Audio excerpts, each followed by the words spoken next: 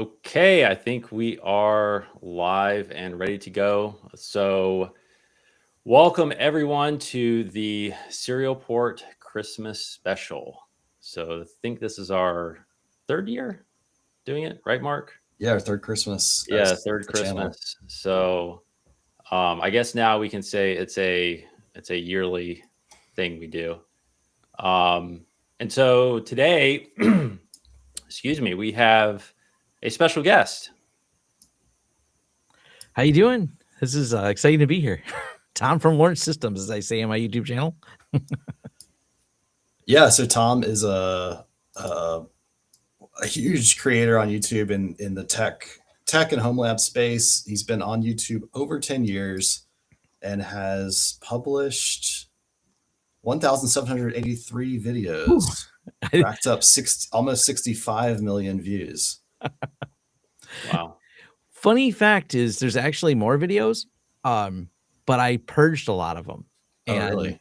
You lose your views when you purge them. I learned too. So I got rid of when there's new versions of software, I would get rid of some of the old ones. And so when you start removing them, it also drops some. So at one point I was closer to 2,000 before I went through this a whole purge idea I had. Oh, wow. Yeah. Well, yes, I guess since we're talking about your channel and your YouTube career, why don't you just tell us how you got started on YouTube? Oh man. So in the earlier days, the thing I loved and longtime Linux nerd, and that immediately brings you to any type of Linux conferences, being in the Midwest. Ohio Linux Fest has been around for a while. So I go to that conference and some other hacking conferences. So I loved helping people and talking about it. There was I'm not far from the University of Michigan, and we used to have the county it's in is called Washtenaw. So we had the Washtenaw Linux users group. I loved attending that. If I could present or something, I was excited because I learned pretty quickly. The crowd is fun. It's always hard. I didn't realize how hard it was to get find presenters. So it's kind of this fun, like I can get up there, but also people are critical of you. So you end up learning, you better be really right because they will certainly call you out in a kind way. But it was a lot of fun. And it kind of started my adventure down this whole like public speaking and things like that. Fast forward over the years, eventually started putting things on YouTube. Somewhere in between, I hung out with some Linux friends, and Tony had started this thing called the Sunday Morning Linux Review podcast. So I was part of that for a number of years. We did about 300 episodes, 300 or 400 episodes of that. And we were, when we mean Sunday morning Linux review, Tony was like, you're coming over to my house. I mean, like three or four other people, and we're going to talk about Linux and have coffee on Sunday mornings at 7 a.m. And we did that for a long time. And was that just an audio podcast or Yeah, video? just audio, because that was 2012, I think, is when that started going, somewhere around there. Maybe before that, maybe 2010. I'm trying to remember exactly when I met Tony. Met him at a Linux event. It was funny, he turned out he lived like, I don't know, 2 miles from me, but we were about an hour away at a Linux event. I'm like, dude, you live like in my backyard. I'm like, and he's like, yeah, why don't you come over for the podcast? I'm like, cool. And next thing you know, I'm on the podcast with them. Wow.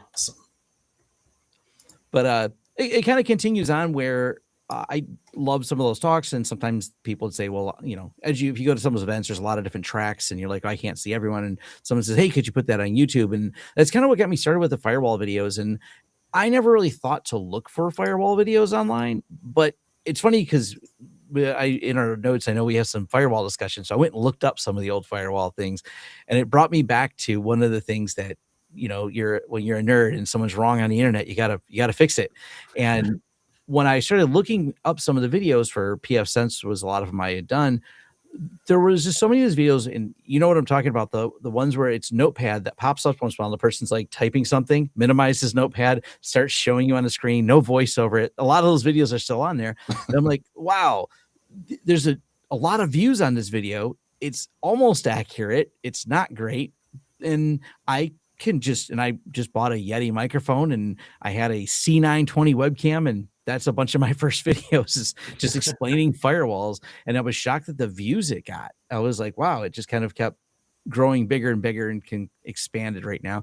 There is a small part of me that says, I kind of wish I could have just kept the less complexity instead of like these fancy cameras. Sometimes I kind of like it that if I could have just figured out how to build a giant channel with like a C920 and a cheap Yeti microphone I bought off eBay, that'd be kind of fun. So those videos really got a lot of views because you start thinking too much about gear and you overcomplicate things. So I've actually, once I bought gear, it's why I still have a camera that's so old, is I try not to focus on it. I try to always focus on the content. So I realize people don't care if the camera looks better. They go, is the data you're giving me accurate? Is the real judge that you have of the content? Well, because I'm producing tutorial based content. Yeah. So I guess, since we're kind of a tech history channel, right? One of the things we like to ask a lot of the people that we interview is, what was your first PC? What was your first computer? And when did you first use the internet? Ooh, first computer, TRS-80. So that was a lot of nostalgia every time I see those when I'm at like VC. It's funny, I don't remember that I knew you back then, but we were both at VCF Midwest in 2023. That's when you guys went, right? Yeah. That's I went to that one. I haven't been since they made it to. Timing didn't work out to be at the bigger one, but I love the TRS-80s and seeing the old ones. I'm like, I am a anti-hoarder. I try to be very minimalist as much as possible. I'm trying, because I will buy all of them. It's hard because I want them, but yeah, a lot of block out the background here. Let me. yeah. No, I get excited when I see all that. I'm like, if I start, I won't be able to stop. And I'm like, there's a lot of empty space in here, and I'm okay with this. This helps me focus. But yeah, I love the TRS-80. Then got into Commodores, etc. First internet experience, Gateway Online, which started as a BBS and has some interesting history in this area. Then they started offering and becoming they went from BBS to ISPs. So they were among my first experiences of getting online. No, I somehow managed to skip the AOL area. Didn't mean I didn't use AOL as a messenger. I just, I don't even remember what my AOL name was or anything like that. But you weren't on the AOL platform, right? When it was a closed walled garden system. Yeah. Because I did do Prodigy too. Was it Prodigy Online? Yeah, but I think CompuServe was first, right? Then Prodigy. Yeah. That sounds right. Yeah. Sure. I'm sure there's a history channel that's got all that covered. So do you remember, the Gateway BBS, do you remember what software that would have been running? No, that's the thing. And it's one of those, I wish I had better recollection of that. I don't know why. I loved Anarchist Cookbook, and I was a big grabbing text files and the Babel file. I never played as many of the games on there. I was interested in talking with people, and I was interested in technology and any type of text files I could download, which are really cool. Which actually, and I've crossed paths with him a couple times. Jason Scott, the BBS documentary guy. Yeah. I was there when he was filming part of it, and one of those regrets. I had no idea that, meet this crazy guy who's going to make a documentary about BBSs at an event in 2002, and over ambitious years early, before he really got it all done. And he asked me if I wanted. I talked to him about BBSs because a little bit top of mind back then. But he's like, "You want to be on camera?" I'm like, no, I'm at a hacker conference. I'm not. No, don't put me on camera. It was kind of like, and I'm like, I could have possibly made an appearance in the BBS documentary. Right, and now you're on camera all the time. Now I'm on camera all the time. Such a different, I don't know. It was a different era back there in 2002. Yeah, definitely. I have a few Jason Scott stories, but one of them is I was going to use this background picture for the video here. And so this was in, I think, 2016 or 2017.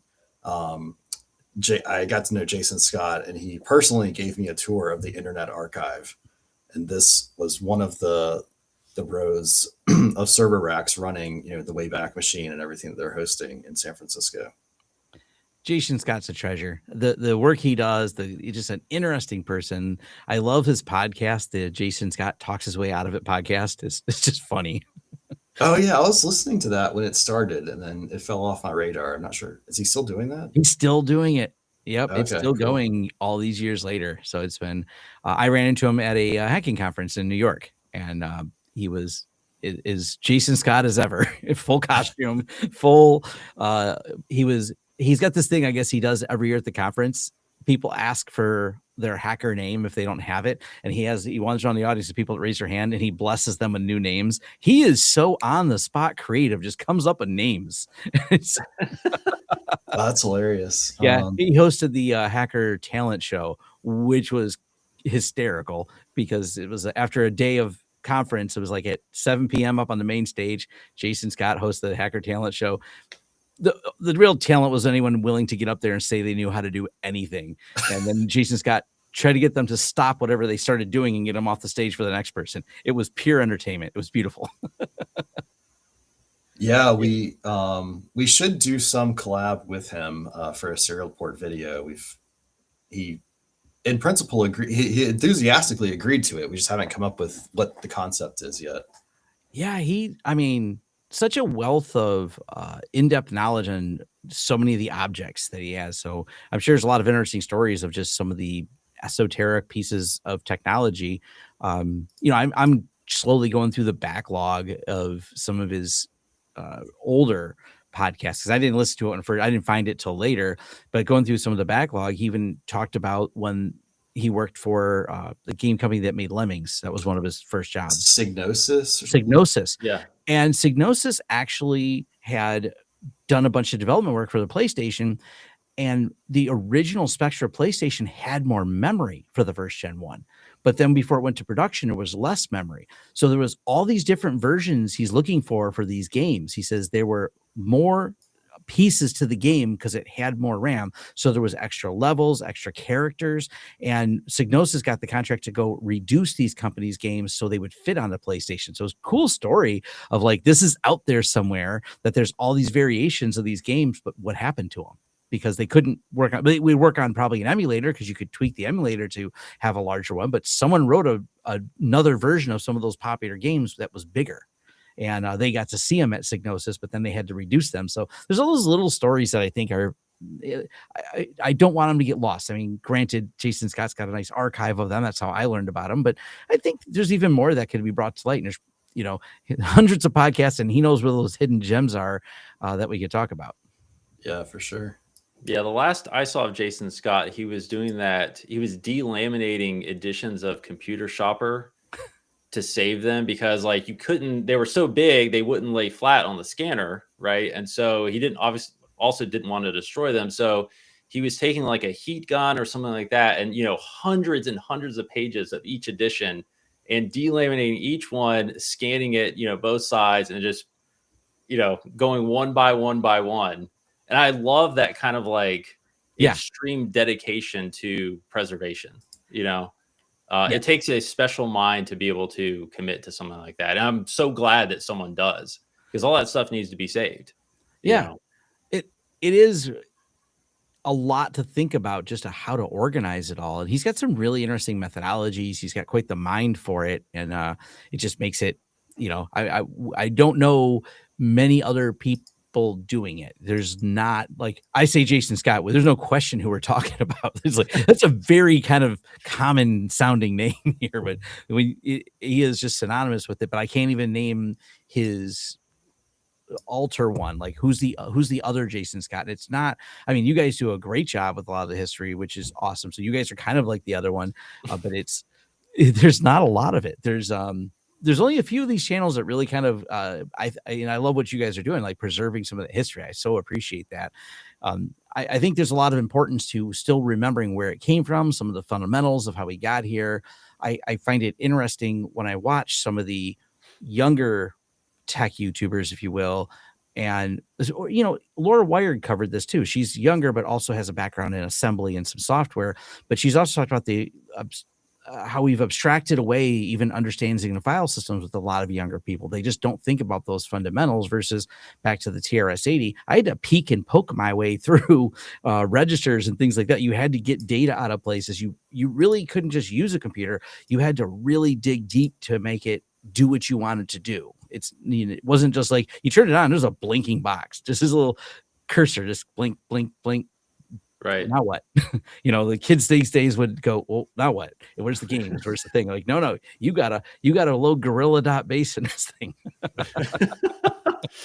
you got to type that out of a manual from Radio Shack. Right. And then, I mean, even DOS, right? I mean, I remember when we first started the Serial Port, we started getting back into retro PCs, and even using DOS again for the first time, in a while, a decade or more. It's very humbling because, especially on an actual retro PC, because you then have to worry about things like memory that you haven't thought about in, quite a while, and like you loading the right device driver, and this and that, and actually getting your config.sys and auto exec tuned up, perfectly for that system. And you can't unzip a file out of the box. Right. Just very basic things we all take for granted now that you really had to learn how to do back then. And we were kids when we were doing it, so it's like even more humbling in that way. I think it's only because I was a kid, because I had the Coco 3 and that keyboard's terrible. I mean, I thought it was great at the time, but boy, when you try to type on it compared to these I got like a nice Rocat keyboard here. I can't remember. This is another fancy one with the clicky keys. Like when you try to type on the TRS keys or those, the Commodore I think was a little better, but man, those keys, they are not like our modern keyboards. That is for sure. Oh, wow, there's a lot of people in the chat.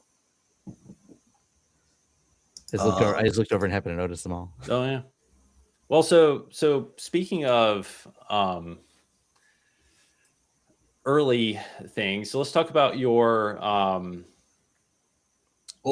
early. What about so Ben and I grew up on the IBM PC compatibles. So can we hit on that point? Yeah. I mean, like, what was your first? When did you? Okay. What was my first IBM PC compatible? Yeah. Okay. Sorry, got sidetracked. And we can all acknowledge that it does exist. Yeah. The first ones I had a Packard Bell. That was the first actual, because it was what was affordable at the time.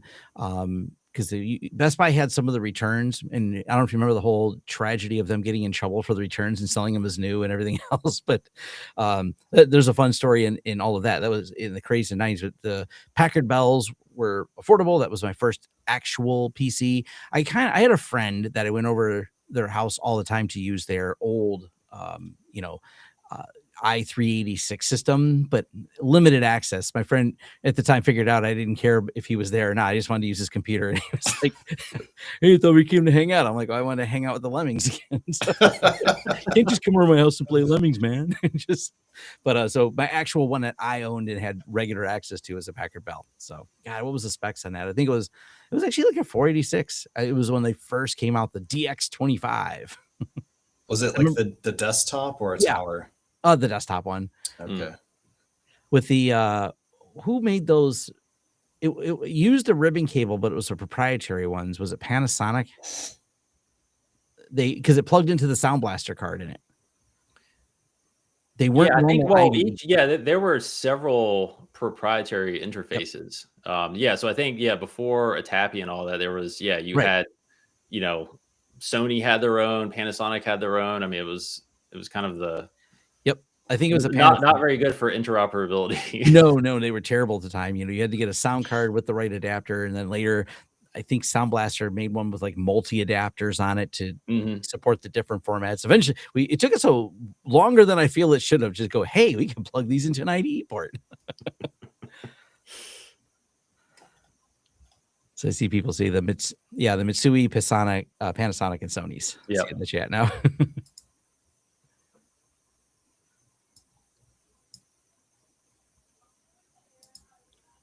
Yeah, I got into building PCs not long after that, because I just went to every computer store I could find and say, "Will you hire me? I'll just work here for free. I don't care." And that's what got me access to a lot more hardware, was working at the different computer stores and things like that. Slowly into custom building. I worked at a refurbishing place for a while and refurbished them. So that was 1995 when I got my first tech job. So been a minute. Oh wow, yeah. That's in a really exciting time too, as far as like how fast everything was moving. Yeah. Did they have computer shows back then around you? Like they would do the big events. They were huge around here, like the Not computer that build I shows. remember, Mark. I mean, I don't remember anything like that. No, I mean we were younger too, but yeah, I don't remember any computer shows. I think the first computer related event I remember was a Linux Expo. That was in the late '90s. They had one here. I think So we went to that. Yeah. there's Yeah. there's this brief era starting around 94 is when they, well, maybe a little before then is when they started. I was more aware of them around 94. Then starts these bigger and bigger shows. And what they were is where you sold computer hardware. There was, I mean, the World Wide Web was just kicking off, but Tiger Direct hadn't even been started. It was long before Newegg. So where did you buy all your hardware from? There was the used vendors, there was the new vendors. And so you would go there, and computer show would come once a month to different locations. So I ended up being one of the salespeople, so to speak, because I would go there and help people sell their parts. I worked for one of the places that toured around to different. We mostly stayed within Michigan and Ohio, and they just general area, but 3-4 hour drives to get to these and do all the computer shows. They were a lot of fun. I got to interact with a lot of people, and people would start picking out hardware, bringing stuff to you, and because you went there once a month, it's funny, you'd sell something to someone and they didn't want to drive all the way to you to return it or mail things. So they would show up again to return it. Like, oh, I want a different case now. And if I'm like, oh, you didn't open it, I guess we'll exchange it for a bigger one or whatever. And it was a fun era for a while, but the moment you could buy hardware online, the shows just disappeared and vanished. Sure. Yeah. Yeah. Were you specializing in something, or was it just like any PC hardware? Any PC hardware, helping people do custom builds, choosing the right processors. It was really competitive because we had a bunch of people there selling memory, and we used to keep, before the show, everyone would try and look at each other's prices, and we'd write it down, and we'd go beat theirs by $1, and we make these bundles. So it was always a big deal to flip all your stuff down until the show opened, and you could flip it up. But then people would go back and forth. One time I'll never forget, SkyTech. That guy, he was a memorable person because he was just so, like, you tried to do it nonchalantly, like looking over, okay, I see their price, I can beat them by $1, beat them by $5 on this 8 meg RAM stick or something like that. He would just come over and pick up and look at it and write them down on his notepad. And one time he made someone so angry they punched him, and everyone applauded. No one, it got like so out of hand with him, but it was just funny because when he got hit, he went right down to the ground. It was like he wasn't knocked out, but he was so taken back in shock, but people applauded, and I laughed. I'm like, he was just a not nice person ever. But I'll never forget Steve from SkyTech, and he was just, and everyone, no one wanted to pick him up. They're like, just leave him on the floor, just leave him on the ground. Yeah. Yeah. Well, that's the other thing about that era too, is that there were so many, not only manufacturers of parts, but also the companies building these systems. I mean, there were thousands and thousands, whereas now there's someone asks you what kind of computer you're going to buy. I mean, besides like the mini PC manufacturers, it's like Dell, Lenovo, just a handful. Whereas I remember, back in the 90s, I mean, speaking of Computer Shopper, I mean, just page after page after page of unique manufacturers. Yeah, there was a lot of that. And it was slowly getting into like the different cases, and we have like a big variety of them now. Things were standardizing a little bit more. I hated doing remember the jumpers for the boost speed in those? I think I see a couple of those PCs behind you. That was always the request, is like cases with those or have different numbers on them. But they didn't come in many colors. So I started a side hustle customizing cases for people. And I knew how to do bodywork and painting from growing up on a farm and doing random stuff. So I would just get some cans of spray paint and some stencils and make really cool looking cases. So they weren't just beige. They were got graphics on them and stuff. There's vinyl. There was a couple of vinyl places, but they were kind of, that was a new thing where you could put like vinyl stickers on your cars, but it was like, cool. I could just take these stencils I made and paint people's computer cases. This is kind of fun. I see someone talking about the Connor hard drive. It must mean one of these. I do have a little bit of old stuff that I've kept over the years. Wow. Yeah. What I like about this one is it's a Connor Cumulus. They were thinking about the cloud ahead of time. Like it's got it says Cumulus on it. Yeah, and somebody else mentioned Cyrix, which was like Ben and I kind of both in parallel were like lusting after a Cyrix custom build PC. I think we both built Cyrix PCs around the same time, right? Yeah, I ended up getting the IBM version of the processor, but it was essentially, I guess, the exact same thing. But yeah, I forgot. Do you remember the name of the place we got? It was from Computer Shopper. Astra. That's right. Yeah. They were like of course, being relatively poor kids, like looking through Computer Shopper, like what is the cheapest bare bones PC I can find? We're just going to scan every single page of the Right. 400-page thing for the lowest price. And it was the lowest, The Cyrix ones were popular. Then they had when AMD and their K3s came out, and those ones were really cool. We used to sell some of the kit for that. I actually have it's not finished. I'm putting it on my wall. I have a collection of all the old processors I've had over the years that I didn't throw away. I have the exact same thing. Yeah, I mean, yeah, I'm making a display out of all of them. And they were really cool because we were into some of that custom PC building. We were in the early days of overclocking, long before liquid cooling. You had the Peltier junctions, and you would stick those and sandwich them on there to help pull heat out of the CPU so you could overclock them some more. Some of the tie-in boards back in the day, because they had more overclocking features, and it was kind of fun to get to play with all. I never had a lot of access to too much of this growing up, so it was like, that's why I wanted to work at the computer store, so I could just live playing with technology. I mean, I was pretty regular working 70, 80 hours a week. It's partially working, partially I just didn't want to leave. It was where I wanted to be all the time. That's awesome. Yeah, I worked in a PC repair shop, a computer store, starting in 2004, so a little bit later. But to this day, it was my best job. Paid barely over minimum wage, but talk about the amount of fun you would have on a job like that. I had a blast. I absolutely loved it. Yeah, it was those are good memories. Oh yeah. PC repair was fun, interacting with all the customers. So I did the computer shows. That same place that ran the shows also had a PC repair store. We had several technicians there. I worked there from 95 till 99, and they're still there. Southgate Computers still exists. It's run by the second generation of people. I stop in and say hi to them because I live like 2 miles from the place. I stop in, they still remember me. It's funny, the people running it, they were like kids when I was there, like little kids, and they remember Tom. And I kept in contact with everybody, and their parents retired and now they run it, which is cool to see. I actually joked because the store really hasn't been remodeled since I was there. So there is a kind of joke. I used to have these custom floppy disks, and they have them sitting on the shelf with my writing on them. They're like, we don't use them. We know you left them there. We just stick them on the wall for you. I was like, cool. I just go and take pictures of them sometime or something. It's just kind of weird nostalgia of little things on there. They're like, yeah, we don't have a reader for them anymore. No one uses floppies really. They're not into retro tech or anything like that. They're just a basic computer shop. They have a lot of cool old tech because the building's big and they don't use all of it anymore. So they're like, I don't know, we never cleaned it out. It's just stuff over here. If the building gets sold, or if I think they're closing, I will definitely go there and just go collect whatever might be stuff they'll give me. Yeah, there might be some treasures back there, Yeah. But then I started back into the retail, starting my own retail computer store, with some variations, because I also had an electronics repair store on the side as well. They were in one building until I moved them.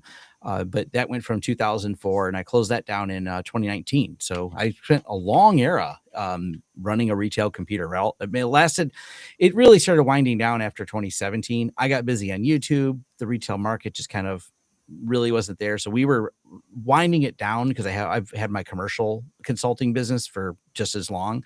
And 2019 was when we said we're done with it, which 2020 hit. And it turns out, I think almost all Southgate Computers is the only one in the area that's still left standing. There was all these little stores. I can't name another store within 30 miles of here now. Wow. None of them survived after 2020. All the retail places just went belly up. Yeah. Were you doing any electronics repair back in those days? Oh, electronics repair. We did TV repair. We did custom audio repair. We had a following of people that brought us like really nice high-end audio equipment from Macintosh, Marantz, the old Pioneer Elite stuff. I had a couple, the technicians, because I'd when I took over that business, the technicians there were older than me. So these guys knew how to work on the tube stuff and they were good at it. So I built that business up for a while, just doing it. And once again, I was in heaven just playing with electronics all day. And I had a bunch of people sitting on a bench with soldering guns that knew how to do stuff. Eventually kind of morphed into all the laptop repair. Laptops, as the laptop era accelerated, so did people's ability to break the ports on laptops. Oh yeah, or spill liquid on them, or any number of. Oh yeah. Laptop repairs, that was huge. It's weird to think there was an era I made a ton of money fixing VCRs for people. We used to replace belts and those things like that. Kind of a weird thing to think about. So yeah, that was the thing I did for a little while. We had a whole bunch of belts in stock for VCRs and we'd fix them. We had computers on one side of the building. We had the electronics board level people there, and somewhere in between was VCR repairs and TVs. How were you able to start your own store? A lot of series of happenstance. I got really lucky. Right place, right time. When I left working for Southgate Computers, I started working it was an overlap where I actually worked at both places. As an opportunity came up where someone that I had helped a bunch of computer problems with, they're like, you seem to be pretty smart at this. You want to come work at my business? I said, sure. Like, be the IT guy, as they called him back then. There was you didn't call us CISOs or anything. We had no fancy titles. It was the guy who's in the server room all the time. Right place, right time, because the person I was working with, they had someone who was like head of the IT and I was assistant, but Chris was not doing so well. And Chris kept getting a little bit like forgetful. Kind of a strange story, but it was completely fine in the end because Chris ended up having a brain tumor and he literally was forgetting what he was doing all the time. So Chris resigned, got treated. He's fine. As far as I know, he's still alive today. I see him once in a while. But I took over the position. And the company got a bunch of contracts with Ford in the transportation market and went from a mom and pop place to a $40 million a year company. And I skyrocketed to all the IT, and my budget was $1.5 million a year at 2001. So I was in the right place, right time. And growing up in IT, I had a staff under me. So I made some of the right decisions, being maybe just lucky, but fixing all the IT for this enterprise company that got really big. So when they had their own set of issues, I flipped them to being my first client. So I launched my Lawrence Systems Consulting in 2003 based on, I just turned myself from employee to contractor, but I made a couple smart decisions when I did that to be able to acquire a store that already existed, because I wanted to open another computer retail store because I missed working at Southgate Computers. It's funny, they're like, you're working in enterprise IT, you make a bunch of money. I'm like, yeah. You want to start a retail store? I'm like, yes. Absolutely. You would never say that now. You would never say that now. Yeah, I would do it now if someone would walk in the door. Like I like fixing computers and stuff like that. This is just fun. So, but I ended up going to the Suburban Computers was the name of the company, or Suburban Electronics was the name of the company. I just renamed it Suburban Computers. I'm not clever, so we'll just add that. I put it computers and electronics. I wanted the computers first because I kind of felt like there was an era where people may not use VCRs in the future. I was just foreshadowing a little bit, because it was 2004 when I acquired that, and by 2008 DVDs were king, and we weren't really repairing those. But just kind of a weird arc of acquiring some of the things. None of these stores were particularly big, just a few employees, but someone was retiring. I was able to buy it out from them mostly and slowly pay them out and not have to put too much capital into it. So it's kind of just worked out pretty well. And then when I finally split off on my own and just have my retail store, which lasted all the way till 2019, that was always just titled under the name Lawrence Systems. If you look around, you'll dig around and see the words PC Pickup. Is when we switched from Suburban, we called it PC Pickup. Was the concept was we go out and pick people's computers up. Turns out no one cared about that as much as Tom thought they would, because I was just like, if they can't come to me, I'll go to them. Because there's nothing worse than that phone call you get after you fix someone's computer. Hey, you fixed it, it doesn't work. You plugged it in wrong, didn't you? It's what you want to say, but you got to be polite. You got to walk them through, is the PS2 port in all the way? Because you said the mouse isn't working. I think, because this is before USB. If you had to plug in PS2 before the computer booted up, or it may not work. And walking people through that was not always fun. So PC Pickup, we'll deliver it for you. But the fun reminiscing about all those eras. Well, let's talk about some networking. Yeah. Um, It sounds like you were thrust into it probably with that first enterprise job. Yeah, networking was the interesting part to learn. I mean, it was early days, so the network was still relatively, well, pretty much flat. There was not a ton of segmentation. I managed the way there was no VPN back then, so everyone dialed in at the trucking company because we had people that were remote even back then because it was our remote offices. They weren't really working from home, but they had to dial in. We were running an old IBM AIX RS6000 server that ran, just WISE 60 terminal emulation. So dial-up worked perfectly fine for that. So I got introduced pretty quickly to how do you manage this. Now, Chris, the previous person, had set it up, so I was lucky to have it working, but I had to figure out exactly how it needed to be maintained working. So it was a steep learning curve, but I started figuring it out, and it was just a lot of fun. It's also what pushed me even more into Linux because they wanted to host their own email. They had a T1, and I'm like, I can do this. And so I started learning and building mail servers and routing and understanding what MX records are and how to attach all this to the static T1 that we had from at the time it was MCI. But then MCI went bankrupt for all the shenanigans they had, and we had to switch it over to UUNet. So I learned a little bit about T1s and swapping those over. What was it? Ground loops. I can't remember. There's some of the settings you had to do for the T1s to activate them. I could probably, if I was sitting in front of the keyboard, do muscle memory on it. When we were doing our notes, so it came up some of the muscle memory, like load 20 and load 22, because I was also a Meridian administrator. Just something else they had, and I'm like, I just sit there with a manual and type LD commands until I could get the Meridian system working to change a phone line or change someone's name on the extension. Kind of wandered off the networking topic, but there was a lot of it. But this goes right back to the firewalls. So before, and this is a harder one to find because it was, what was the company's name? Mandrake Linux had for a little while a special firewall distribution. And that one was kind of cool because it was the first one I had tried that let me do squid really well. And back in the days of fractional T1s and having a group of people in the transportation business, the dispatchers lived by the weather. They were all refreshing the weather page all the time. So squid caching was really effective back then because browser caching kind of worked, but squid cache solved so many of my bandwidth problems because they're all just refreshing. We had so many hubs we worked out of, so they're looking at the weather in each of these hubs. Refresh. It would actually just choke the internet back then. But Squid Proxy worked really, really well on it. Like, it was the easiest setup, so that's why I started there. But eventually I moved over to the IP Cop because I love their slogan, "The bad packets stop here." And that was definitely a fun one. They had their red and green, and I think it was yellow. It's red and green and yellow for the DMZ, I think is how IP Cop did it. Or was it blue? Did you use, I think you said you use IP Cop, didn't you, Mark? I remember that there were colors, like that was like, yeah, day one of IP Cop, but blue sounds right. Yeah. I don't recall. Yeah, it was it's really neat. I just leaned in heavy on the open source firewalls, and I did use Endian for a little while, but pfSense was the holy grail once I got to the pfSense world. I played a little bit with Monowall, which is the predecessor to pfSense, but once it got over to pfSense, it was like, BSD has all these problems solved.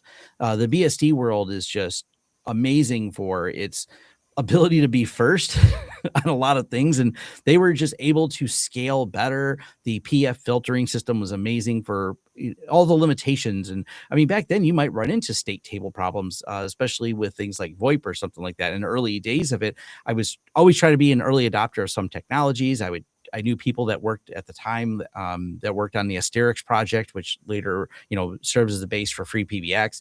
I always was in the Linux community land, so I would talk to developers and participate in forums. So I was always, it didn't really feel like I was trying anything cutting edge. I just didn't like Microsoft.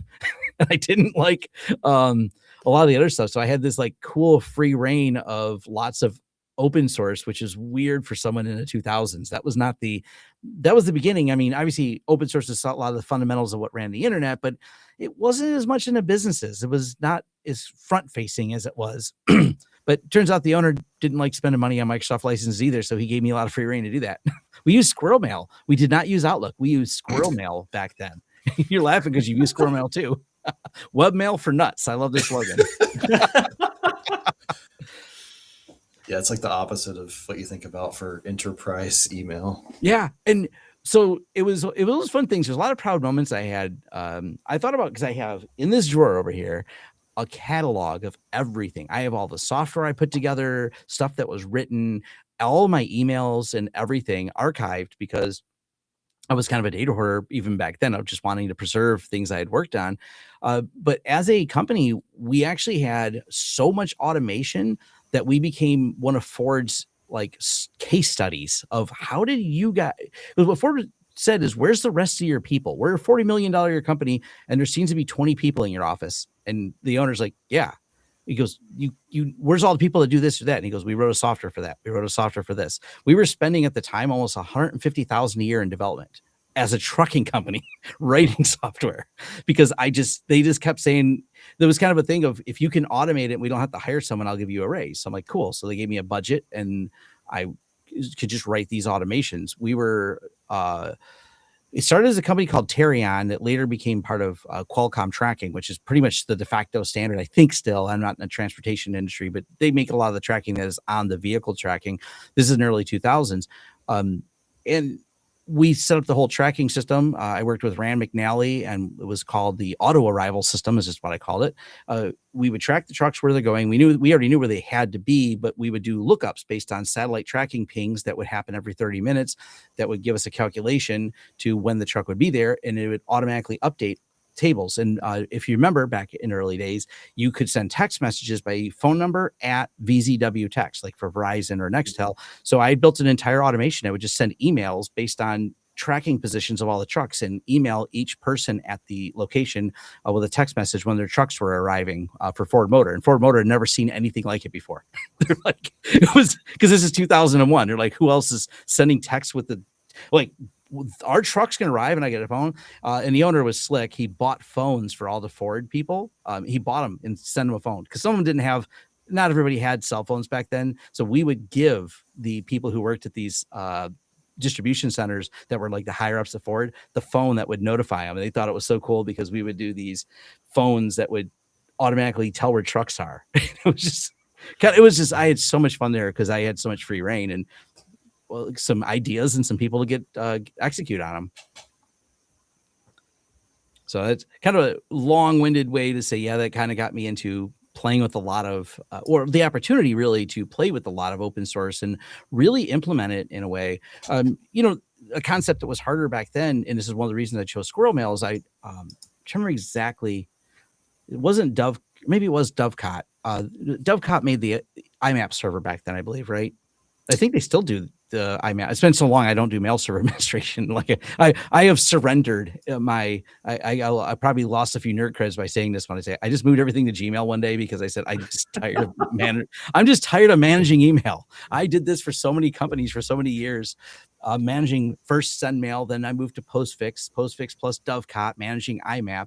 But one of the reasons I worked with Squirrel Mail was because there was a really clever trick you could do to create a shared like dispatch at company name, and then that would be a shared folder. So if someone read it, it was read for everyone. It was a really clever thing I put together that worked inside of Squirrel Mail to actually have shared mailboxes. Those are common things now, but Exchange didn't have that feature, not very well implemented. And any of the other open source ones didn't really glue it together. But it working with a couple developers, you're like, cool, I can glue this together with Squirrel Mail, Dovecot, and some Debian server on the back end and make it all happen. And now we have a shared email that we know who read the email, because it used to before just be a distribution group. Email dispatch at company name, everybody got it. But then you didn't know who handled it, or nobody handled it. It was sometimes what happened. Well, 5 people got it. Surely one of the 5 of us did it.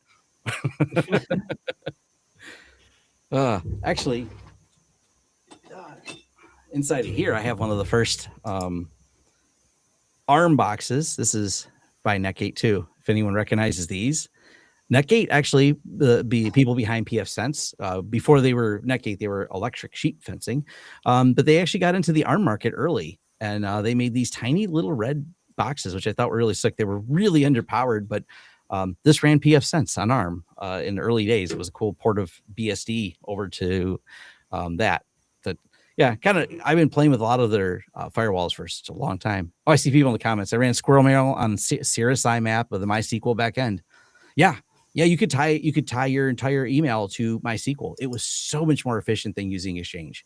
I tried administering Exchange a couple times. I thought these were transferable skills. I hate Exchange. So there's no way to, once you've used in Linux, you're like, this, who came up with Exchange? Like, does anyone who's used Exchange know Linux exists? Like, there's a better way to do this in every way. Well, so let's go down a couple of layers. Sure. Right. And so let's talk about what types of networks and network topologies have you worked with? I mean, did you ever get exposed to Token Ring or any other less popular networks? I was tasked with pulling out the TwinAx stuff to upgrade RJ45. So I didn't really have too much messing with it. I actually did run into a lot of would have been Novell, the IPX with the BNC IPX, connectors. So I did a little bit of that. I was never proficient with it. I should say I helped a friend because I could figure out how to terminate. I understood how to balance the signals and put the little caps on the ends of them. And I think they had a couple different resistor caps so you can make sure the signal was balanced. The terminators. Right? Yeah, the terminators. Yeah. So I understood some of that, but I never really got deep into it. I was all in on this newfangled RJ45, which is funny. I should have had the shirt on. It's got the RJ45 colors on. So I had the shirt on, and then I ate dinner, and dinner is on the shirt. So, anyways, RJ45 was the way to go. Oddly, the switches I had were Samsung. Well, they were switches; they were hubs. Samsung made hubs, and they were rack mounted. 24 port hubs that you managed over Telnet, and they were pretty cool though. I liked them quite a bit. Other than the problems you run in with hubs and someone plugs something in as a loop and it crashes instantly because we hadn't figured out spanning tree yet. This is 2000. Well, I think it was figured out. It just wasn't in my Samsung switch. I had those switches for a long time because once we eventually got some real switches, those went to so I was allowed to run my gaming server at work. There was, like I said, I had way more leeway than I probably should have had, and whatever, we had a T1, so I was the cool kid who could host the Unreal tournament server, and that really dove me deeper into some of the network understandings as well, making sure you understand port forwards or security or any of that, to make sure you got a good concept so people wouldn't mess up your gaming server or attack it. Yeah, I think that's probably how I would say a lot of people, in this field or in this, if it's a hobby, right, get exposed to stuff like that is through gaming. Yeah. Because, it was a big deal back then. You had to kind of figure out, okay, like, how do I forward this port? How do I open this port, et cetera, et cetera. Yeah. And what's interesting about it is there's so few games that have their own server anymore. Like it's in the cloud. It's part of the game package. It's not like you have to run it locally and open ports anymore. That's just, I know there's some games that do that, but there's very few of them comparatively. And I think that it's got an era of kids missing out on, like, I had to be forced to learn all this, which was fun. I mean, the goal was to play Unreal Tournament, but the side quests along the way of learning port forwarding was actually enjoyable. I'm like, oh, this is kind of fun. And the command is, I always thought it was strange that the Unreal Tournament ran in Linux for the server side. But I was happy about it because I was a Linux guy. So I was like, oh, this is wonderful. So you could program it all there. And I can't remember what language all that was in. I think they were just back then really strange config files that they had. Like, it was, I remember being really detailed. Even the game setup was just editing config files. There was no web interface on any of this. It was like, edit these configs to change the game parameters and rules. And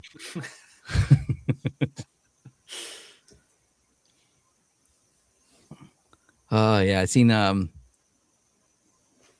rack mounted hubs was a very specific era. It was the early days. They did not last long. They shouldn't have either.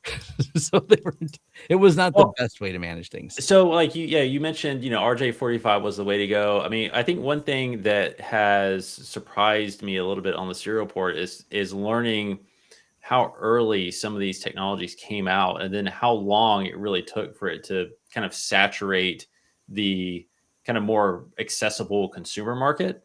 Yeah. So like, you had the first multi-port switch come out in like 1990, right? But I mean, in 96, I was still using a 10 base 2 coax network. Yeah. Right. With a hub. So it's like, it took that long, after 96 before it really started to become prevalent and affordable for, just someone at home to actually use. Yeah, it's also really interesting when I talk about, as I have over the years on my channel, to talk about 10 gig switching, and people like, oh, this is really cool. I'm like, yeah, it was ratified in 2006. Yeah, right. It's really not that new, but to this day, it's, even though it's become more accessible, and if I'm going to run a cable anywhere today in 2025, it's going to be a Cat 6 cable. But honestly, most networking gear in most of offices are still 1 gig, and that's fine. It's also, I think what slows adoption more is there's not this business pressure. I mean, sure, if you're a video editing studio, 10 gig is a necessity to be able to move large video files and back and forth to the editor, to the server. But your average people using, law firm, even if it's got 100 lawyers there, where's the 10 gig go? It's a bunch of lawyers hammering out documents.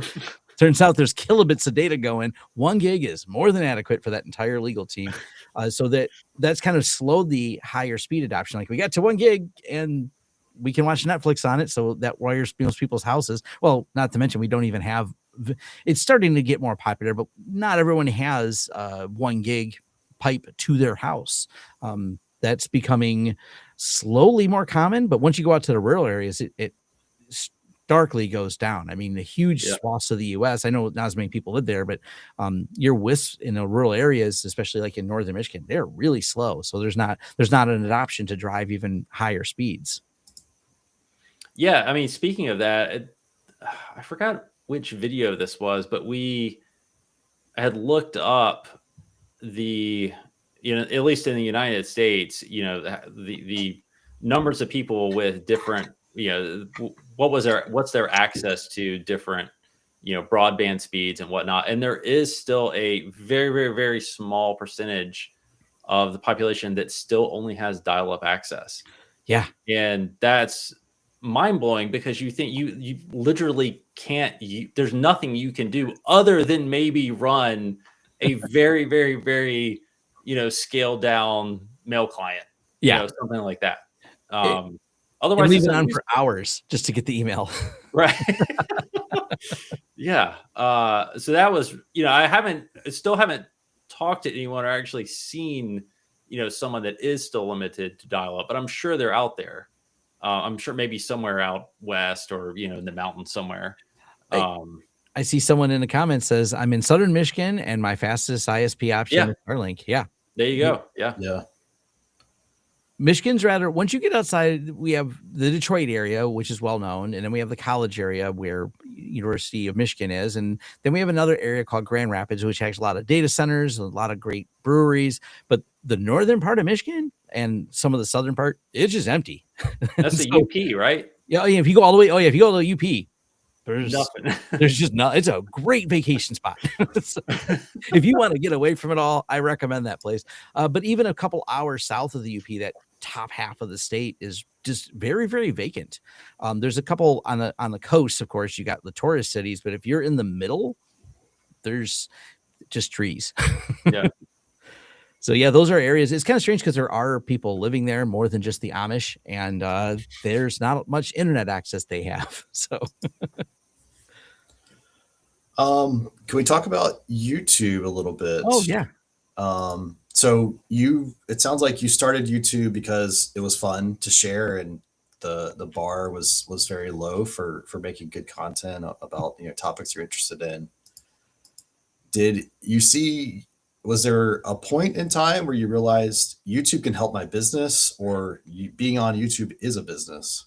So it was kind of interesting, and I have several business friends, if you will, that understand business far better than me.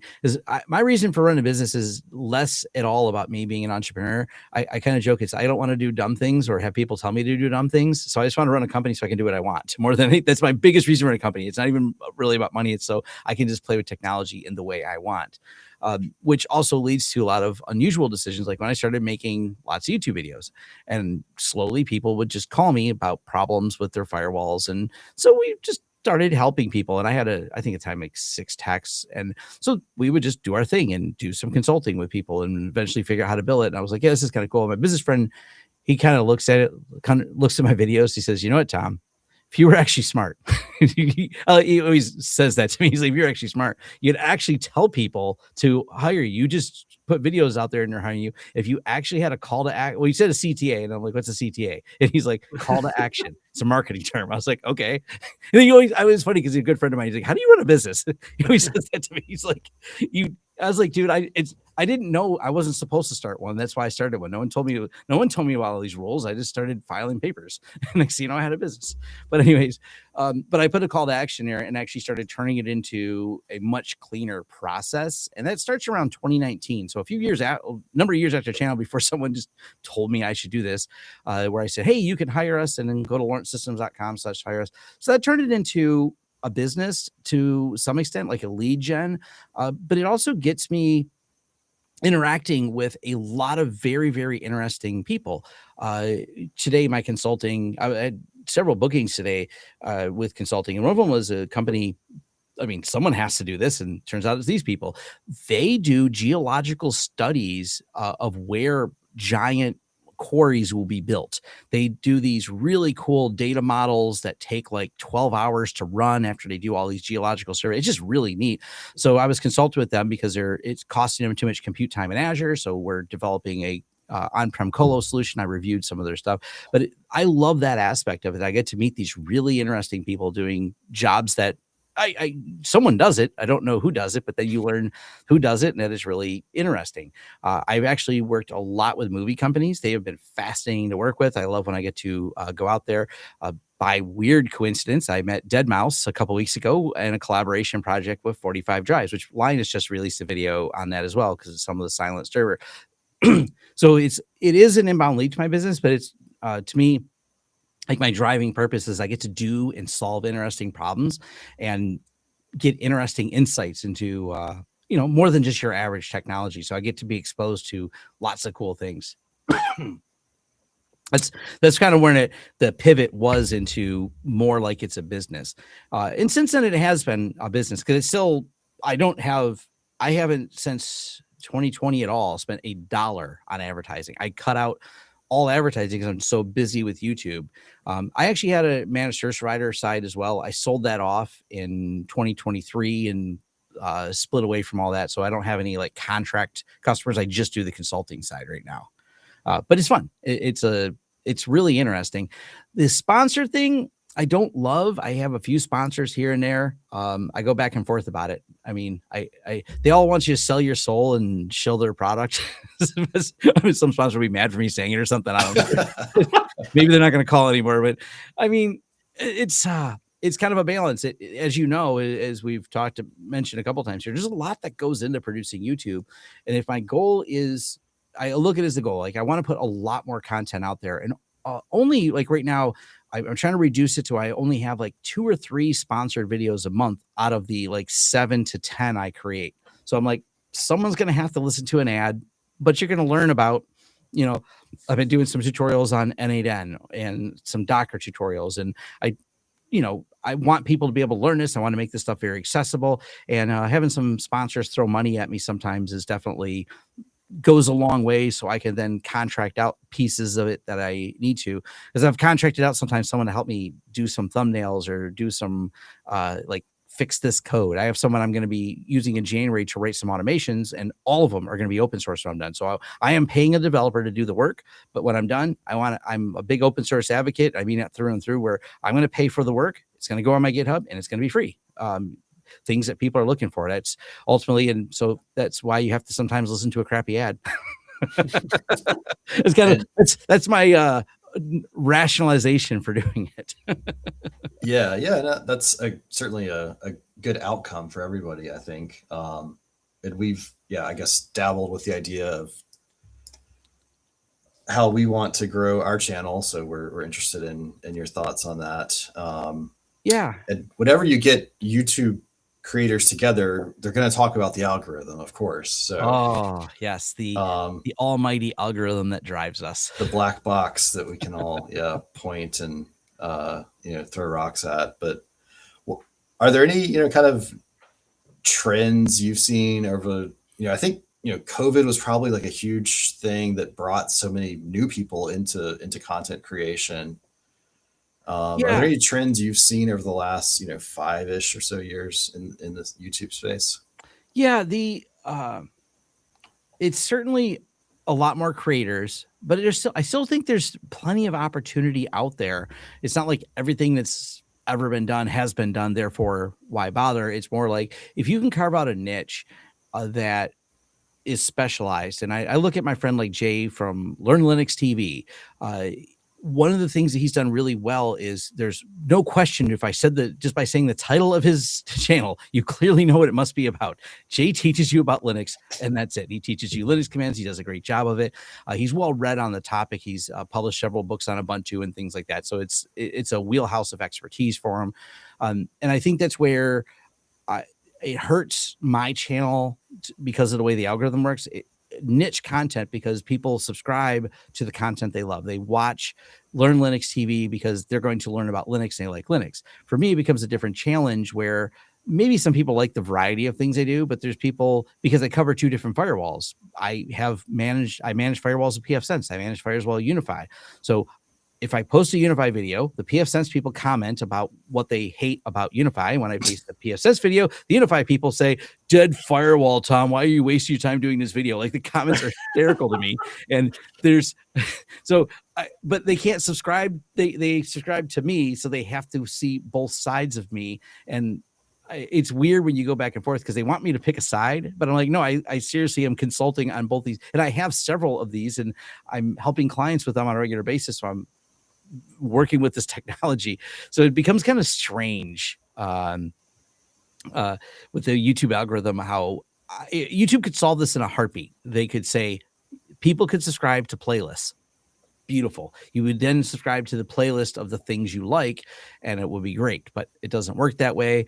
The solution that you find, and Jeff Geerling's done a better job, and I'm probably going to do this at some point in the future, is you split your channels into channels, and you have a channel dedicated to a thing and another channel dedicated to the other thing, and you'll find better growth that way because people become engaged. One of the ways the algorithm works, and this is kind of a pain, they push the video out and let your subscribers, not all, a percentage of your subscribers know that the video's out. Then they go back and look, hey, did that group of subscribers, that cohort we sent it to, actually watch the video? Oh, they didn't. Don't keep sending out to the rest of them. Clearly it doesn't resonate with the people who subscribe to this channel. It's kind of a weird, that's why you get these weirdly low numbers of existing subscribers watching your videos. It's other people sometimes that are watching it, the non-subscribers, but they're not ready to subscribe because especially when you're a tutorial channel, this becomes a challenge. I scratch itches. Your itch was I looked up how to do setting up a ZFS VDEV or something like that. You don't care about anything I do. You had a challenge. You didn't know how to set it up. I solved the challenge. Now you know how to set it up. Is there a reason to subscribe to this guy?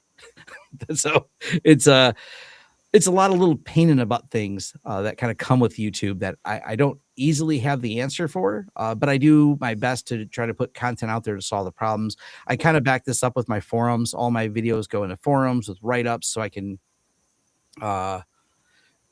basically like make sure there's a good way for people to find these videos and not just on YouTube. Because a lot of times people start with, well, I don't know that people are starting with a Google search. It's a Perplexity search. It's a ChatGPT search. It's a Google Gemini search because Google has ruined search. And I guess we start with AI chat now or something. But good news is AI, I can tell I got indexed again the other day, 100,000 freaking views and peaked. I get a notice from overloads on my server. I'm like, oh, look, AI indexed me again.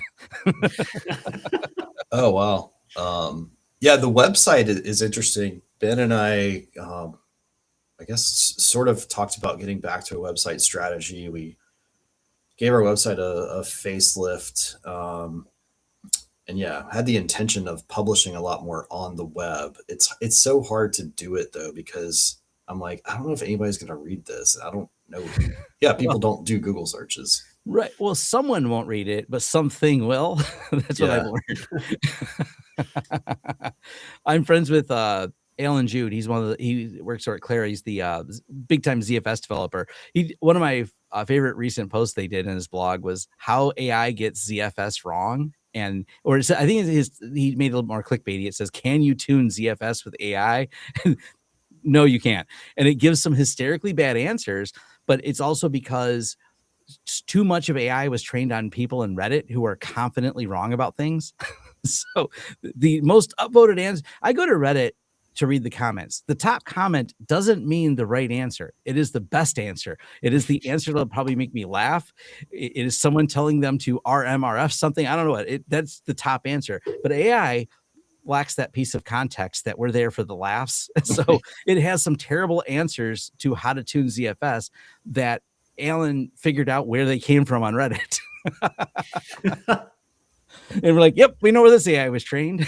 They stuffed it full of stupid comments on Reddit and similar places, and now it's telling you to do something that doesn't work properly on ZFS. But the AI systems do read through those. It's surprising how much it will sometimes suggest a thing that it's an excerpt I found that I know pretty much, because it's the way I set something up or the way I configured something. And I'm like, oh yeah, this definitely came out of my forums. But just looking at YouTube from the user experience, our friend of our channel, Clap Retro, put out an update recently just talking about the impact of YouTube to him as a user. I think over the last 10 years, he's like, this is my primary source of entertainment. Yeah. Which is why he got into creating content. And it's so fascinating. If I look at other friends on their computers, what's on their YouTube feed, it's like, I assume everyone sees similar stuff that I do, but it's all so crazy. So what are some of the top channels that you watch? Yeah.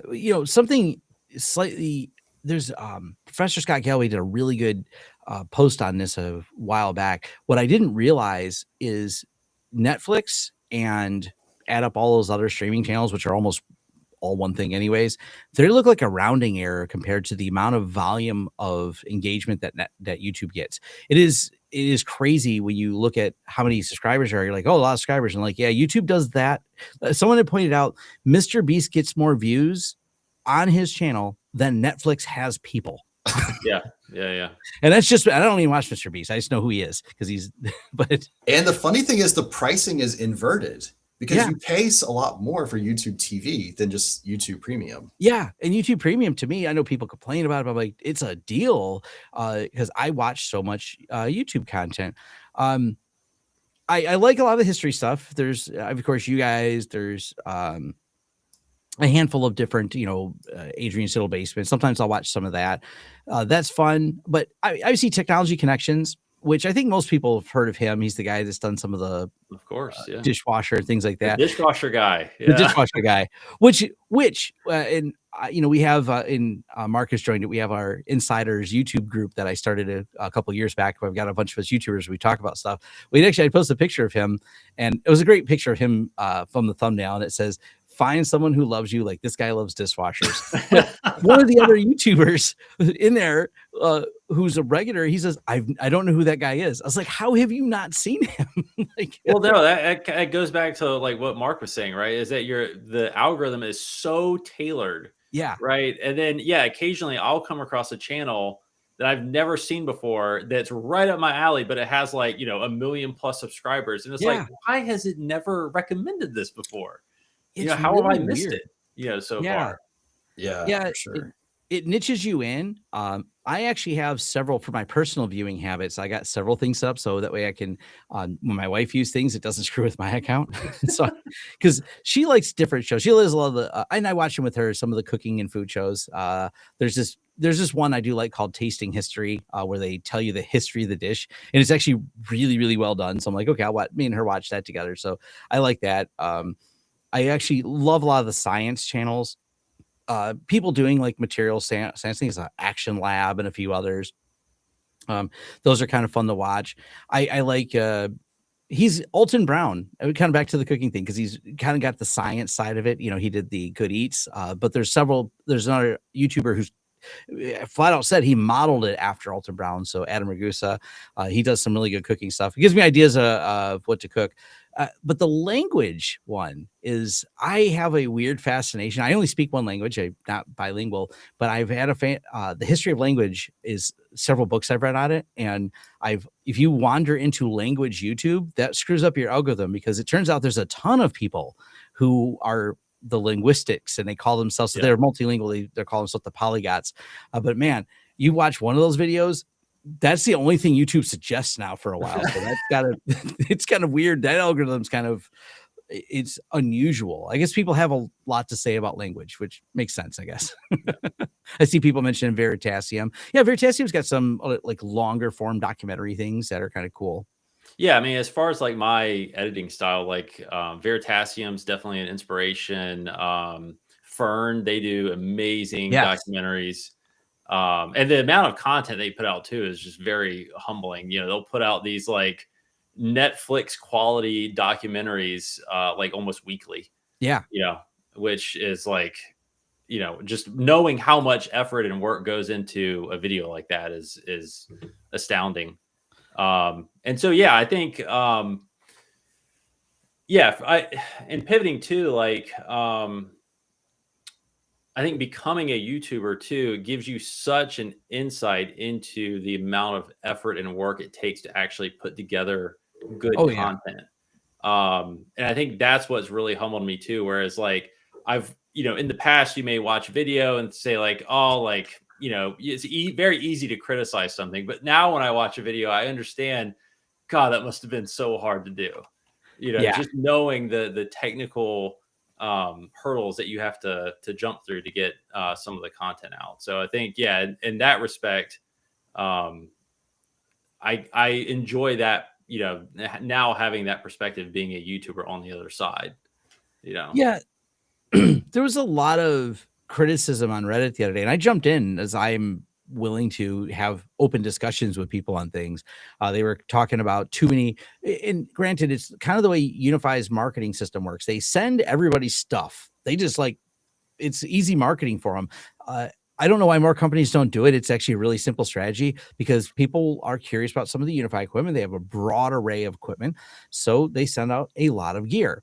And they send it out to a lot of these small channels who love the views they get because it becomes an easy target for them. And cool, I can do this and get 10,000 views without much effort. Well, if you watch it, and these are more network engineering leaning people, and they're complaining that too many YouTubers are talking about a product but not going in depth on it, and people are buying it based on, I'm like, well, why are you buying it based on someone who isn't a network engineer, isn't showing a real world use case, is showing day one? I'm like, that's just an unboxing at this point. And everyone's like, well, YouTube or Ubiquiti pays them. I'm like, no, Ubiquiti doesn't pay out for any of this. They just send gear and then y'all watch it. And I said, I kind of blamed a little bit. I said, some of you are the problem with the algorithm. I purposely, when Ubiquiti, because I get the gear too, I got this is the new hotness that came out today, these little things. I don't review anything on day one. I mean, I only had it a couple days, but I make sure it's tested. I go through it and then I go take the time to explain it. But that comes at a punishment back to the algorithm. Everyone looks for the new release on day one and everyone's releasing the video. Well, I want to test it. I want to see if there's a problem, maybe do a firmware update and go through a cycle of something. And when I release a video on it, it's months later. And it does get some views. I'm not unhappy with where it goes, but it sometimes get the initial views because it's old news. But there were people that recognized, because I go by Lawrence Systems and Red, like, okay, they said, I'm not calling you out, Tom. You actually do take the time to test it. I said, yeah. You're one of the good ones. Yeah. Which I said, thank you for the kind words. And that's not always easy to find on Reddit because everyone's a shill, according to the Redditors. They love anger. But I think that there's too much assumption that these people have done more thorough testing. Like this thing arrived a couple days ago. There's no way you've done a thorough test. People are releasing their videos today of this little Wi-Fi hotspot thing. Great. But there's just no one has had it long enough to do a thorough test on it. So if you are based in your assumption or buying an expensive piece of gear on these YouTubers. Please check yourself a little bit. You're part of the problem. Oh, and someone always asks me on Reddit, why do you got to put your face in the thumbnails? I was like, look, I've done A/B testing. The moment y'all quit clicking on my face, I will stop using it. I said, I'm blaming the audience. I said, because I do A/B, one with and one without the face. I said, the moment the one without the face wins, it automatically wins, because you can do this in YouTube. If you have the A/B testing, you can run the test, and whichever test wins, it just leaves that as the thumbnail. Right. I said, there's a reason my face is on some of those. I don't know why it won. I do know y'all clicked it. That's what I tell them. Like, if you weren't clicking it, I wouldn't put my face in it. I don't want my face. You know, I have to take pictures, and I don't mind being in front of the camera, but there's no desire I have just to stick me. It's not about me. It's about the firewall thing I'm talking about. Like, if I don't put my face in it, I get ranked in there. I think the reason people click face is familiarity, and there's an unfortunate amount of AI slop all over the internet. And if they at least see someone, they're like, well, at least that person I know is a actual talking head, not some weirdly robotic AI voice recycling the worst content ever. Let's see. One thing the answer might be no, but I'm curious if you have any early voice over IP memories. One of the I remember it was kind of a sad story a little bit. So we had started working with this VoIP company in 2006. They were early adopters. I loved what they were doing and everything else. I remember helping them because I was the Linux firewall guy. So I was helping them with some Linux firewall things, set this up in businesses. They contracted me. I can't remember how I met them. I think it was actually through friends I had from the Linux users group, but it was going pretty well. But it was funny running into the, if anyone remembers the Microsoft firewalls of the early days, people actually had those, and they could not handle the states very well. It was a big problem to solve. So some of my early days of that, but I never got as much hands on the phone. I knew it was all running Asterix. It was very custom. That this is 2005 or 6 was before pre-PBX. The sad part of it was when the economy crashed, the investors that were invested that started this company, all the money they had to start the company, which they had bought all this cool, because after MCI and their shenanigans, so they had bought pennies on the dollar. They built a big knock right here in Detroit. It was so cool. It was the first time I'd ever been in a pretty big scaled out type of data center setup. Really neat. But yeah, they were all invested in real estate. So when the market shifted and we got hit hard in Detroit by the downturn in the market, they went belly up in 2 weeks. They did not make the next 2 weeks of payroll, from like the downturn in the market to no one got paid. And then what was wild was the employees. Some of them were apparently there was some stuff I didn't understand all of it. My friend said there was just a lot of shenanigans going on with payroll. So they paid themselves in Cisco switches by taking out the switches, which then shut down phones everywhere. So people just started yoinking stuff, and it was like, whoa. And I felt really bad for the guy who was like coordinating all of it. I really liked him, and he was like, he was so devastated. He's like, I can't do anything because he lost his equipment, lost his funding, and everyone's angry at him because when all the equipment's disconnected, it's really hard to port phone numbers because they wanted to port them to other services. Turns out when someone yanked out parts of your core, and I don't know if he had not paid the people or he's making payments on a lot of things, a lot of money juggling that I didn't understand. I just above my pay grade. I was just the contractor. And so yeah, so it was my first foray into VoIP. I had recommended their service to people, so I got a little bit burned because I recommended to a couple of my clients who also couldn't get their numbers ported, and I was in a level of hell with that client. They were understanding because, I mean, the economy was going upside down very quickly, and then they lost their phone numbers, and we had to go through a whole process to get them back. I think it was a manufacturing company. I think they lost phones for a week. I was there doing everything I could, but porting numbers was not my expertise. I learned more about that than I ever wanted to. I learned I never want to do it again. So I didn't touch VoIP for years after that. It was like, no, just get a POTS line. We're good.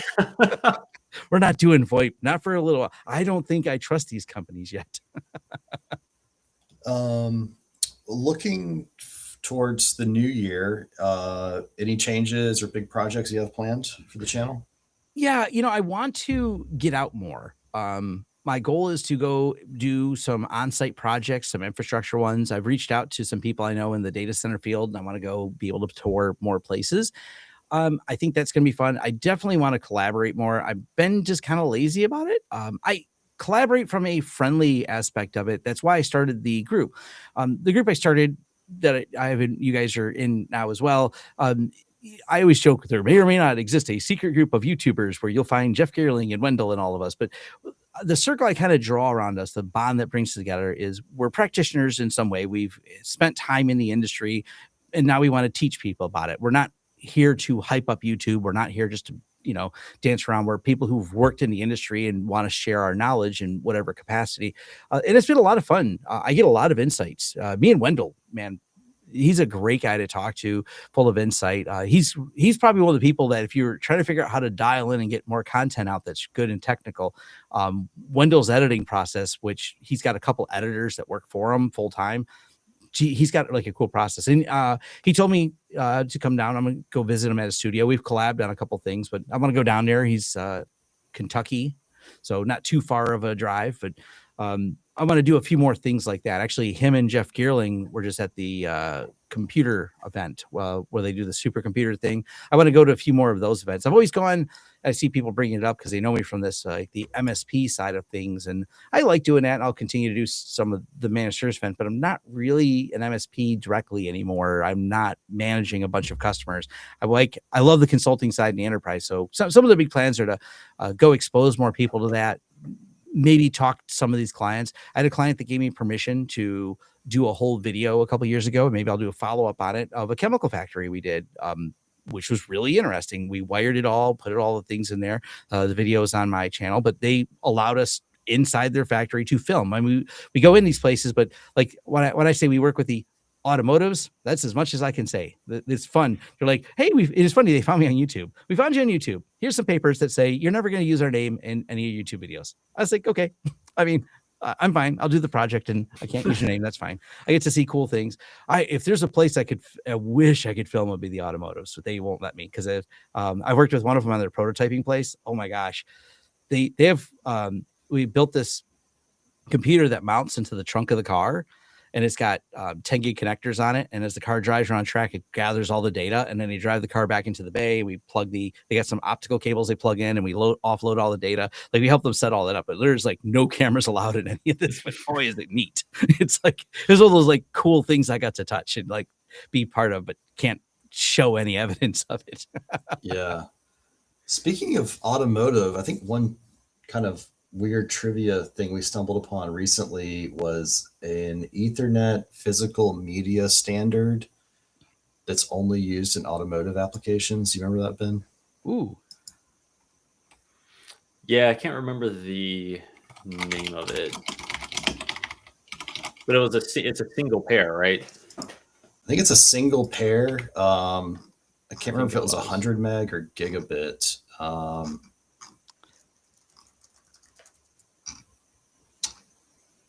There is a new 2-wire one they approved for manufacturing just a few years ago too. It's for what do you call that? All the device control stuff, so it can run along. It's a bus protocol for that. That's becoming more popular for industrial automation stuff. It might be 1000 base-T1 is on Wikipedia, and it says that's gigabit Ethernet over a single twisted pair. But we were talking to a engineer who used to work at Intel about this, and he was like, yeah, for automotive they want short and like minimum copper for Ethernet inside of automotives, which I didn't even know cars use Ethernet, but they do. Yeah, because everything's moved to CAN bus, which as someone who grew up working on cars and things like that, CAN bus is really cool, but it has some aggravations because companies make it hard to work on. Even like my Tesla, I couldn't change a light bulb in it. You have to, it's like a MAC address. I forget what they call it in CAN bus. And maybe it is a MAC address in CAN bus. I don't know CAN bus very well, but you say turn on the light and it just sends a signal down and it'll send the signal to turn that light on. So you're not like flipping a switch to turn the light on. It's all on a bus and is waiting for the signals on there. So yeah, it's the problem with that is the automotive companies lock you out of the ability to reprogram stuff. So it kind of forces you back to the dealership to change parts on the car sometimes because there's not a connection that says unlock this door. There's a module that listens for its ID. So if you swap the module out, you have to then be able to reprogram the system that's sending it for the new ID. So it kind of becomes, there's a lot of people. I have a few friends who are car hackers, which is they are very different because they like, I see people saying CAN bus isn't exactly not like Ethernet. No, it is a completely different level of hacking. It's more like low level reverse engineering to get at all this stuff, but it's really cool at the same time. And I'm really happy they're doing it because a lot of this stuff is very restrictive, very expensive. So third party automotives they just don't want to spend the money like your small repair shops to buy the specialized software to work on it. They're like, yeah, go to the dealership for that. Which I don't love that. I'm an open source guy and an open hardware guy. Do it yourself. Ben, is there anything you want to talk about or ask Tom about for our channel or plans for the new year? No, I think pretty much covered everything I wanted to know. I think. Yeah, went through a lot of stuff here. Yeah, it was fun. Yeah, it's been great. We have to do more of these. Yeah, I'm game, and I'll I need to figure out what the format will be, but I want to bring some people over on my channel and stuff. My friend I just did an end of the year stream with, he brought a bunch of us on his channel, and he's a cybersecurity guy, but it's kind of cool because he brought, I think, 6 of us, and he'd bring a question up, and he'd pull us up one at a time, and each one of us had to answer the question, what we thought about something, and then he would drop one of us out, next person. It was kind of a fun way to do it. And I'm like, I like that as a format. I was engaged because even when I wasn't the one on the stage, it was cool because I wanted to see what other people's responses were because we each had the same question. I was happy not to go first because I got better answers. I was like, oh, cool. I understand the question better now. Oh, that's cool. That's a good idea. I can build on that one. But I think some of those things are kind of fun. I'm thinking about how do I do that? How do I keep the audience engaged, have fun, participate with some of the comments and things like that. But yeah, more live streams. Not just for Christmas. Well, speaking of trivia, we do have time we can do a couple of trivia questions that we have prepared. If you're game. You brought it up, Tom. I'll do it. Game. We'll see where Tom's memory is. Is it?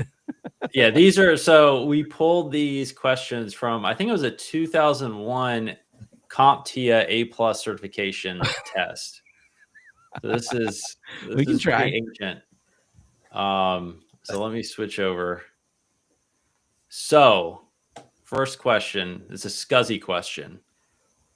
Ooh. So, which of the following are SCSI types that allow for 16 devices, including the adapter, to be connected on a single shared cable? And I should point out, too, that more than one option can be correct. That's too tricky. I didn't make the rules. Oh man, I want to say A and D, both the wides I thought went from 8 to 16. And that is correct, Tom. It's okay. A and D. Yeah. Very nice. Been a minute. Yeah. And then some of these questions, when I was going through these questions, some of them are worded so poorly. And I remember this. So I got my A+ certification in 2003. And I didn't go to a class or anything like that because, like, I had, been in computers basically all my life. And I was like, yeah, whatever, I can do it. And some of the questions were just worded so poorly. And there's a few examples of those in here. This is one of them. So I don't know. I think we're cutting off some of the, let's see if we can. There we go.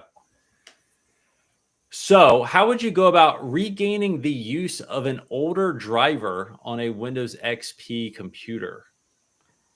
Older driver. But when I saw the answer to this question, I thought it was worded very poorly. Yeah. I mean, if it works properly, I remember the system restore could roll back to states that had the extra drivers in there. So I would probably go with D, the system restore. And that's correct. So actually I have does this work? Yes, D. Yes. Sweet. It's the right answer. Excellent. So let's see. I'll go through a few of these here. Oh wait, the CD-ROM one. That's You want to do okay? I love that one just because All like, like if you know this today, like you should try to reclaim those brain cells. Yes. So, which of the following is the SCSI ID number generally recommended for the CD-ROM? And it's so vague because that what does generally recommended mean? Right. I always put them at the end, so ID 3. And again, that's correct. Yeah. You have nothing to worry about, Tom. I mean, this is dude. You can get a job. You can still get a job. You can still get a job fixing. You can still get A+ certified. I can pass my 2001 A+. Yeah. All right. So the next one, I thought this one was interesting. So you have an Apple Macintosh computer, as you do. Which permissions will be available to you when an NTFS formatted external hard drive is attached to your computer? As far as I know, read only. I don't think they had the driver. It was just they could read but not write to it. I think yeah, that's right. got to be it. Yeah, so read only. So A, right? Yeah, that is correct. And then because the early Linux driver was only that way too. Yeah. Oh, I had a lot of fun with this one too. Ooh. So, which of the following best? Again, it's the subjective question here. Best describes the difference between the baby AT and ATX motherboards. Let's see the processor.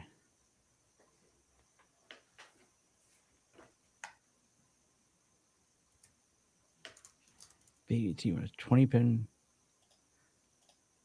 Man, that's an odd one here. This one's tricky.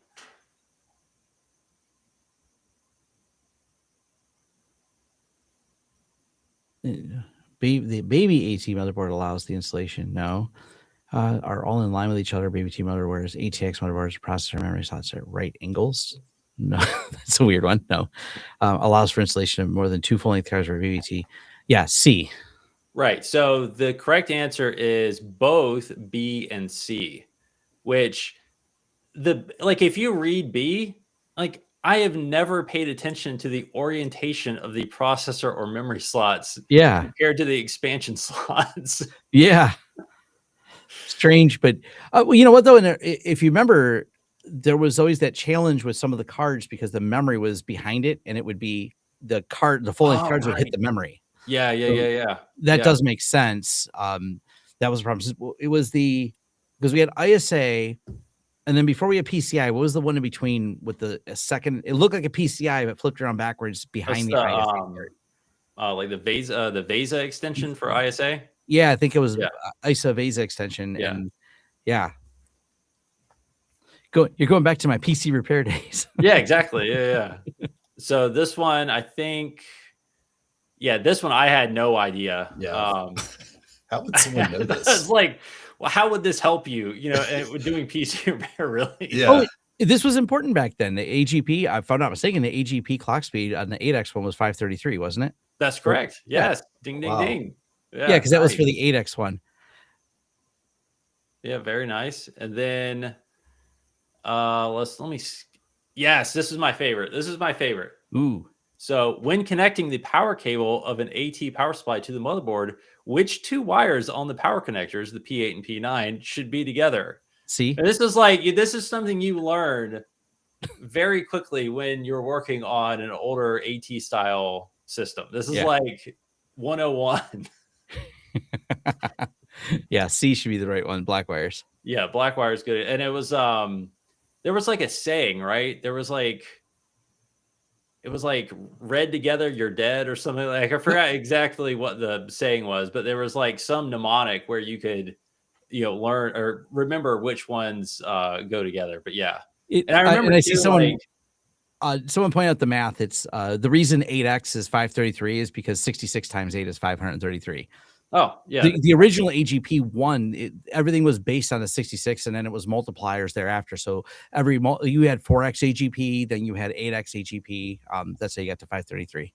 Gotcha. Yeah.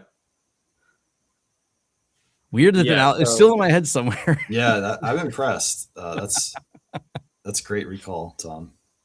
I definitely remember though with these P8, P9 connectors, you would have people that would come into the shop that tried repairing their own system, and it yeah. inadvertently forced, the AT style, is the old Molex connectors, in the wrong way. They were keyed, I think, but you could easily force them on. Whereas like ATX, I mean, you'd have to. I don't know if you could really force one in the wrong way. Maybe you could, but it would take a lot more effort. The most common, really, one of the most common PC builder problems back in the day you'd run into is improper standoffs and shorting out motherboards from that. Yeah. Because you had the little metal ones that you screwed in with your fingers, and they had different positions for different model motherboards, and people wouldn't realize they just stick them all in. I'm like, no. If you stick them all in, somewhere it's going to hit a pin and short. So yeah. That was a really common problem. All right, so we'll do one more. Final question. Let's see. We got to end on a networking question. Okay, great. Okay. So why would you recommend wireless IEEE 802.11g and not .11b?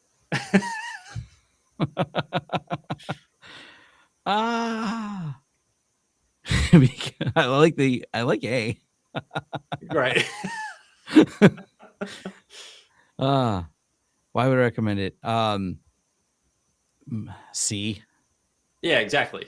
It's again one of these, like, they're trying to trick you with the wording of the question, but yeah, obviously C. And I think G. What was the speed of G? I know B was 11 megabit, right? 54, man. 54, right? Yeah, it's a big jump. Yeah, and then WRT 54G. Right. Oh yeah. The most infamous, Linksys model ever.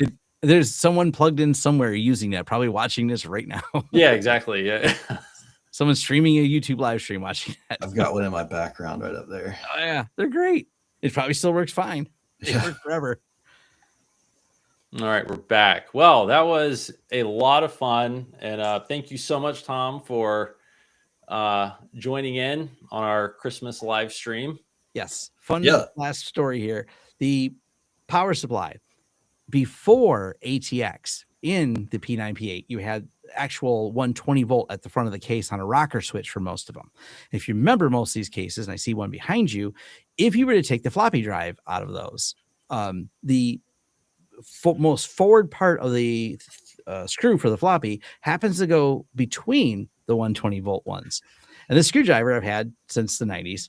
And occasionally, because I'm good, right? You get a little confident occasionally. You can get it right between there without touching the pins up until you don't. Yeah. I have definitely scared everyone in the room. Pop, fuse goes, lights goes out, spark flies, like, and this is the same. I've had this, this is my fidgeting screwdriver. It's on my desk all the time. And I've had it now since I bought this in 92, I think. Wow. And I've never let go of the screwdriver. It's carried with me. I would take it home. I would not leave it at work. So it's always on my desk. I was afraid someone would take it. If someone would take my screwdriver, this is my, don't mess with it. It's also what I scratch my back with. I just tell me, don't touch it. It's a multi-use tool. It's a multi-use tool here. Yeah. It's also blown up a bench or two. So pop the fuse and all those fun things. Great having me on. I love the trivia. I was nervous, but I got him. You aced it. I had nothing to worry about. Yeah. That was great. Yeah. Thanks, Tom. It was an honor to have you on. Appreciate the collaboration. And thanks everyone for tuning in and watching and commenting. If we get some thumbs up and good YouTube vibes, we'll do some more live streams. Yeah. I like the thunk on the old ATs, the IBMs and the XTs, and I do miss that thunk sound when they turned on and off. Yeah. All right. Well, thanks everyone. Yeah. Happy holidays, everyone. And thanks again for tuning in. And we'll see you in the new year. All right. Take care. Cheers.